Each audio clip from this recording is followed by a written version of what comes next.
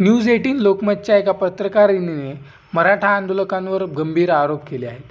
तिच्यावर विनयभंगाचा प्रयत्न झाला आहे अशी तिने गंभीर प्रकारचे आरोप केले आहेत, ज्यामध्ये काही घोळक्यांनी मिळून तिला मधोमध घेतलं आणि विनयभंगाचा प्रयत्न केला।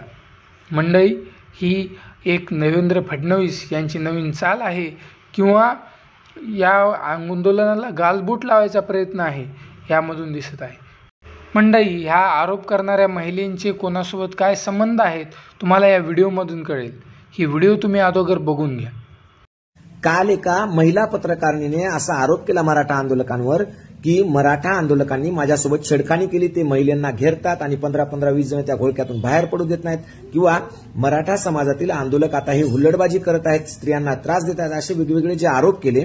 एवढंच आरोप करून नाही तर आम्ही इलेक्ट्रॉनिक मीडिया जरांगे पाटलांना बॉयकॉट करू असं सुद्धा सांगितलं।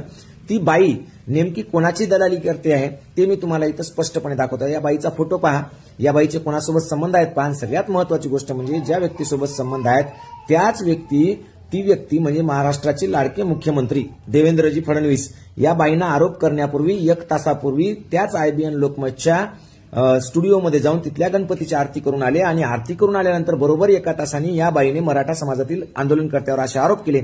याचा अर्थ हे सगळं जाणून बुजून केलं जात आहे। म्हणून मराठा आंदोलकांना माझी कळकळीची विनंती आहे की कायदा आणि सुव्यवस्था पाळा आणि अशा लोकांना उघड पाडा। हे व्हिडिओ जास्तीत जास्त शेअर करा। धन्यवाद।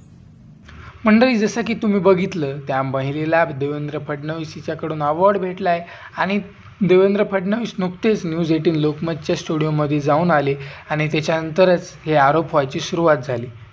मंडळी, या प्रकरणावर मंगेश साबळे यांनी काय मत व्यक्त केले हे अगोदर तुम्ही बघून घ्या। जय शिवराय मित्रांनो, सरकारने नव्हे तर मुख्यमंत्री देवेंद्र फडणवीस यांनी नवीन डाव टाकलेला आहे। मीडियाच्या माध्यमातून आंदोलनाला बदनाम करण्याचं काम ते या ठिकाणी करत आहे। कोणीतरी न्यूज 18ची रिपोर्टर आहे, विनयभंग झाला म्हणतीये, माईक ओढला म्हणतीये, तिचे फोटो मुख्यमंत्री काहीतरी पुरस्कार त्या महिलेला देतानाचे तिचे फोटो व्हायरल झालेले आहे। म्हणून माणूस निवडताना जरी खबरदारी घ्यायची मुख्यमंत्री साहेब, ही आपल्याला विनंती आहे। आणि सर्व मराठा तरुण बांधवांना विनंती आहे, आपल्याला डॅमेज करण्यासाठी असले प्रयोग फडणवीस साहेब करत आहे। म्हणून आपापला मीडिया सर्वांनी चालवायचा आहे, आपला सोशल मीडिया स्वतः आपण हँडल करायचा आहे। आता हे रडीचे डाव खेळायला लागले, मुंबई आपण बंद पाडली आहे आणि आपल्या ती धमक आहे, आपण करून दाखवलंय, आपण शब्दाला जागलोय। आता त्यांचं काम आहे, त्यांना ते सहन होईना म्हणून अशा पद्धतीनं काड्या ते करायला लागलेले आहेत। सर्व तरुण बांधवांना विनंती आहे, आपापला सोशल मीडिया आपण चालवायचा आहे। यांना काल परवा 2 दिवसामध्ये पाकिटं पोहोचलेले आहे। गणपती मंडळाच्या निमित्ताने यांना पाकिटं पोहोचलेले आहे।